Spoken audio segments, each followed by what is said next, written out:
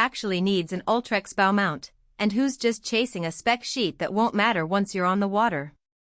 If you're sitting there scrolling through listings, wondering whether the extra cost over a basic 80 pounds thrust motor is worth it, the honest answer depends on how you fish, not how many pounds of thrust you see on paper.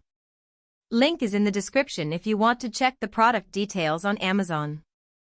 Most weekend anglers never push a trolling motor past 3 miles per hour, so the headline 80 pounds thrust figure is mostly marketing noise unless you're running heavy gear or windy conditions.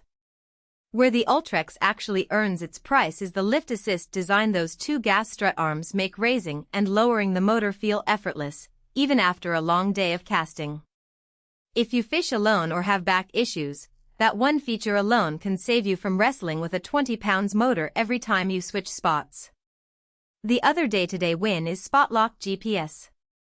Instead of guessing where the wind is pushing you, you press a button and the motor holds position within a few feet while you focus on fishing.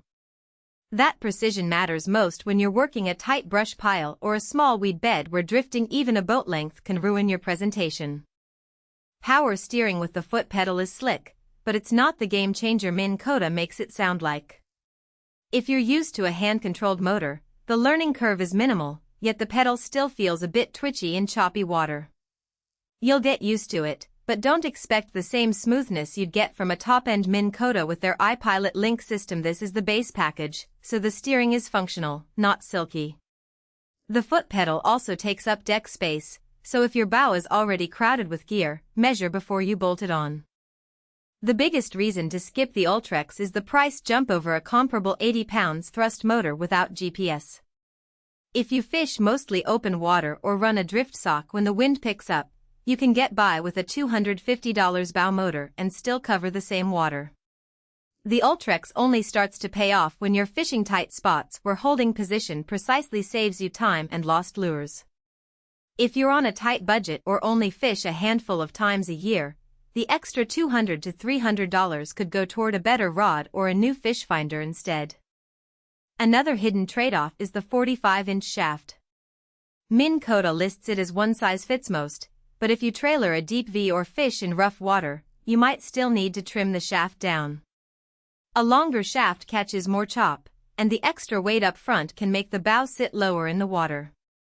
Unless you're running a shallow water boat or a flat-bottom hull, the 45-inch length can feel like overkill and actually slow you down. So, who should pull the trigger? If you're a solo angler who fishes small lakes, rivers, or backwater creeks where pinpoint positioning matters, the Ultrex is worth the upgrade. The lift assist and spot lock will pay for themselves in convenience and fewer missed strikes.